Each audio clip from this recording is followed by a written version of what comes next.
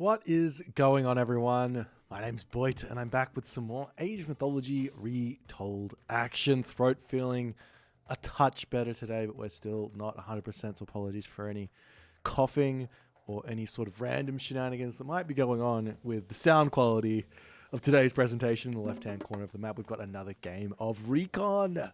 I love seeing Recon playing Age of Mythology. He's one of the best, and he's going to be showing us some set today. He is going up against the man, the myth, the legend, Lukey. And Lukey on random gods as well. It's the ultimate flex to play random gods on the ladder, right? Right? No. It's one thing that I've talked to, well, not even talked to, I've overheard people talking about it, talking about what the best way to what the best ladder experience is. And I personally think that the people who have it the most correct are the Age of Empires 2 crew. Like, for whatever reason, whenever they play ladder at the very top, now anyone below or whatever who is not like, top 20, top 50, top 100, anyone below that, they're playing like whatever civilization they want to. But when you talk to someone like Hera or the Viper, these guys that have been playing for ages and got crazy amounts of experience under their belt, they actually say that playing Random God does a couple of things for them. Random God number one, it's more fun. You get to play a whole bunch of different matchups you otherwise wouldn't play, and you get to have a lot of different experiences in the game. That's awesome. Number two is the more interesting one. It actually makes you a better player because you're having to constantly think about what's actually going on, and you don't get lulled in to a sort of false sense of understanding, so to speak, of how a game goes, how a matchup goes, because you've played it so many times. You don't switch your brain off. That's the big one. And I think that's important. And I love that Lukey's going on about this and he's playing some random gods and jumping into the ladder. I do wish that, all top players, everyone should do it. At least a little bit. Give it a go. Have some fun playing Age Mythology. Sure, it's for imaginary pixels, numbers, rating points, and that's all important and everything, but at the end of the day, it's all about the old fun. And also getting better. And also, everyone else having fun as well. Anyways, nonetheless, we got ourselves a Set versus Odin game. Very, very spicy indeed. Set versus Odin has been a matchup that I think players have been having trouble with in tournament, and specifically against players like Recon, like the Mister, like the Rappel. Players have been having a lot of trouble with their Norse against this behemoth of a god, as we are going to be seeing Recon opting to go through Anubis here. So we'll see how that's going to go. Anubis, always a scary god to go up against. The Plague of Serpents, not that big of a deal.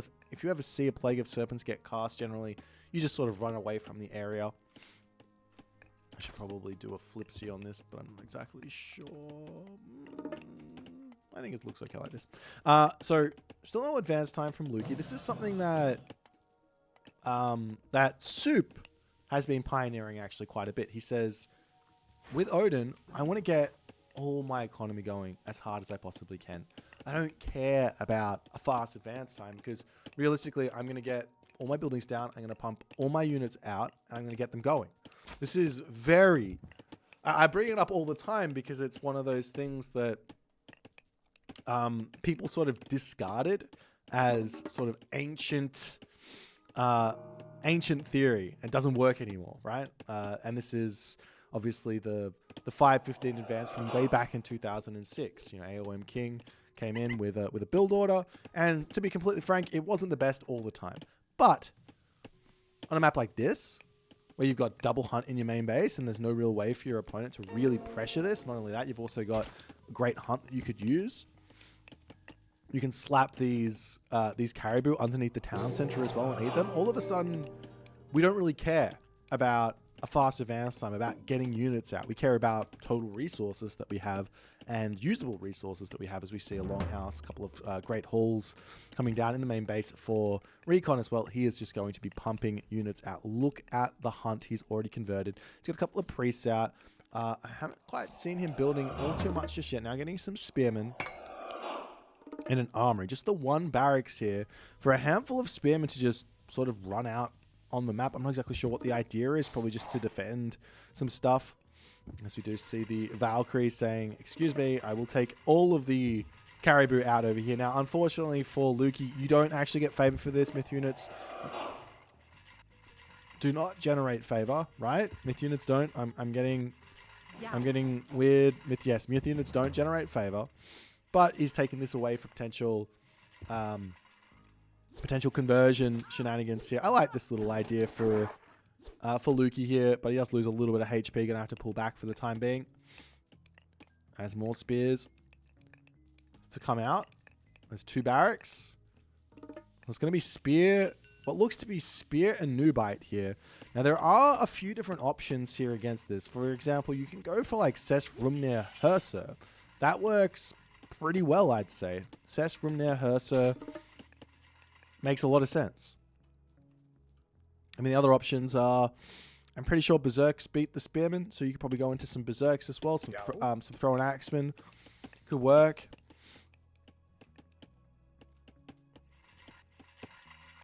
As we see the classic. This is something that you've got to get into. If you're an Egyptian player, you've got to get into just starting to put these obelisks up all over the map. You can see there's Priest over here putting obelisks, just making sure that nothing gets snuck on this right side of the map. And if you are also the Lukey player, the Odin player, you want to be trying to deny all of this. As walls coming up over here. The food about to be finished on that elk there. I think Lukey, I mean, he's got the ability to still do it, but he has to think about herding those caribou back in. He does deny the wooden wall over here, denying this elk as well. Lukey making these raiding cavalry. It's not going to be a big amount of assistance for him. He is sniping down some elk on the front there, potentially going to get some favor for another Valkyrie fairly shortly here. These wood villagers are incredibly out in the open. Will need to retreat those back for the time being here. As Lukey pops back into the sentry tower. Another house goes down. And Recon just retreats back. He's macroing well. He's got himself the spears, slingers. He's got the copper mail coming through as well. All very, very important technologies here.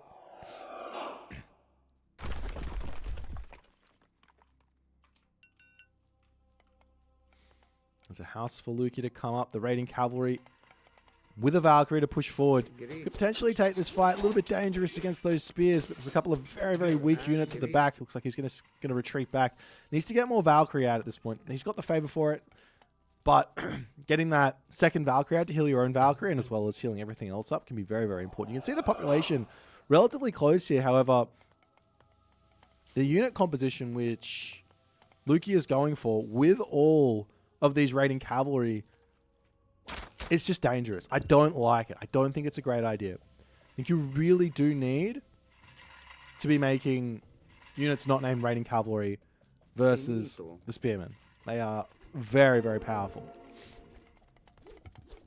There's a longhouse coming down. More snipages onto those caribou, getting a little bit more favor in. You do see the Dizablot to get research. That'll boost the Valkyrie up as well. There's a lot of priests here as well for Recon. As now Recon says, hey, if you're not going to find me, I'm just going to kill your stuff. There's the Great Hall to go down. Villagers on this wood line getting pushed back. They're going to try and dive into the tower. Looks like he might keep all of them alive. One was dangerously low on HP as the Plague of Serpents gets dropped down onto this front here. Wood Villagers going to make a move over onto the wood line here as now Lukey is in a very, very dangerous position. He needs gold. Does he have a market? He doesn't have a market. He can't just trade for gold here for the moment. Nice little fight, however, to start taking down some spearmen from on the side there is Recon. A little bit out of position, but he pulls back. Another house to come back and block up on this spot as the Great Hall almost falling. Some Herser starting to come out for Lukey. As the Great Hall goes down.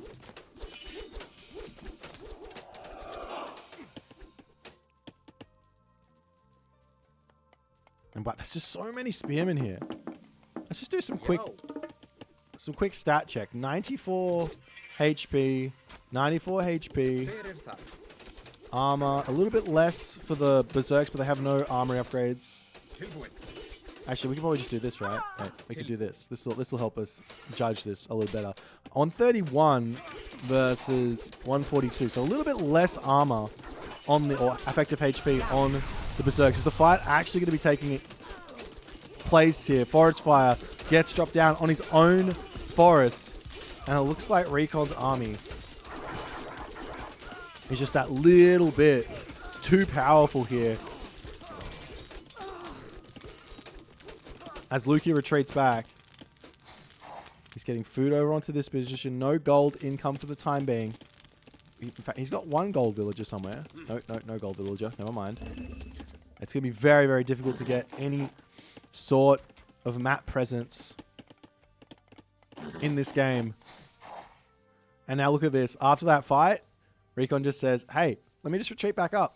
You got some damage onto me. Yeah, but I'm just going to get those resources back quickly. Just give us a hot second. 7.5 hit points a second later. 7.5 hit points a second is what they're getting back in, which that's a hefty amount of resources just gaining. There's a market for Recon going up. He wants a town center here of some sort, it looks like. Got himself the Necropolis technology. As the settlement does get grabbed. And that's a little bit of an avenue for Luki to get back into this game. We'll see if we can make something happen here. He does get all the favor from that fight. So he's got a couple more Valkyries in. As he can come around and snipe down obelisks and things like that. Maybe sneak onto a gold mine onto the corner. If you can take out all of the obelisks on the right hand for just a little bit. But Recon just says, all right, I'm just going to pull back. More spearmen. Got a handful of slingers. But yeah, it's almost like the best unit composition here is almost just some sort of like pure berserk idea. Obviously, if you go for pure berserk, then the axemen will come out, but that's where the raiding cavalry start to come through, and maybe also some thrown axemen start to come through as well.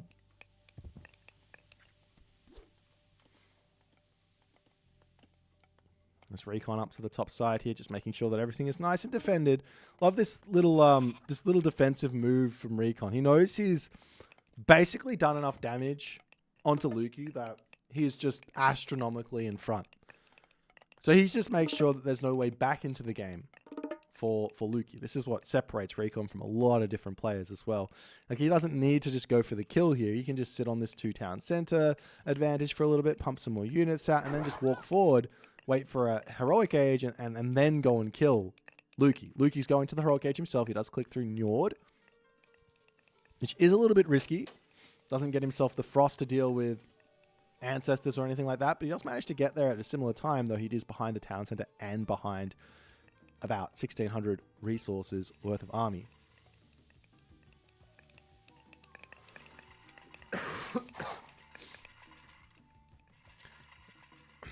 There's Luki now on the way forward. Searching for greatness here. Priest goes down. Thundering Hooves is queued up as these units get caught out of position. It takes a huge amount of damage onto the Valkyries, but he does have the healing ability here, though. Recon is not going to be wanting to allow that. Or maybe he will. He pulls back. He is... Does he know? Does he know that this is happening over here? He kind of does. He sees a great hall, but he doesn't know that the villagers are here. That's an armory to come down for Luki. He's got his market down as well. He's going to be getting the upgrades. Needs those as soon as possible. A couple of Jarls immediately coming through. He's grabbing himself heavy cavalry. How is he going for Jarls here, though? Why? He's basically up against pure spearmen. Pure spearmen into Jarls. Love it. We'll see how it's going to go. As Recon now going for 4 town centers, because why not? Luki does move out across the map here. He will be able to spot this, so a little bit of damage to come in over here. As the Walking Woods pop in.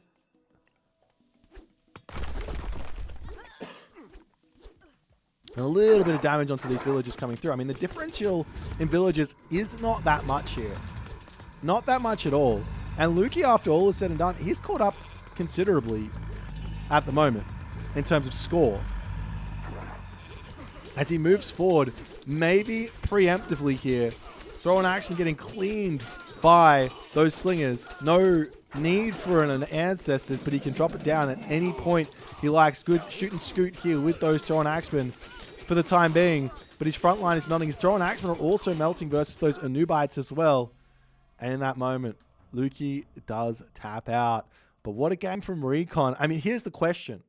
These Spearmen, they were buffed to all oblivion. Not last patch, but the patch before it. And we see here in this game how quickly, how powerful these Spearmen are. But are they too powerful, or is it just that... God, I'm dying. Are they too powerful, or are they just doing what they're supposed to do? When your opponent builds a whole bunch of cavalry, maybe you're not allowed to build... maybe you're not allowed to build cavalry into Spearmen. We take a look at the actual statistics here, timeline, resources collected. You can see that Lukey had significant advantage in terms of resources, military units here, military resource value, however. Never really had a moment he was in front on this, though he was quite close before like initial fights. So there's probably some realm of reason or something where potentially if Lukey went for a slightly different route in this game, he might have actually found an advantage here. Next question is probably maybe if he went through Skadi, took it a little bit slower, maybe dropped the town center here while he was advancing through Skadi, slapped back, and tried to play like a 2 versus 4 town center and kill off an army with like a overly aggressive recon army with a nice frost, surround, kill. Maybe he can find his way back into the game. I don't know, but Set, the god to beat, I think, in... at the moment. If you guys enjoyed this one, please consider hitting the follow on the Twitch. If you're on the YouTube, hit that subscribe button, and I'll see you guys in the next game.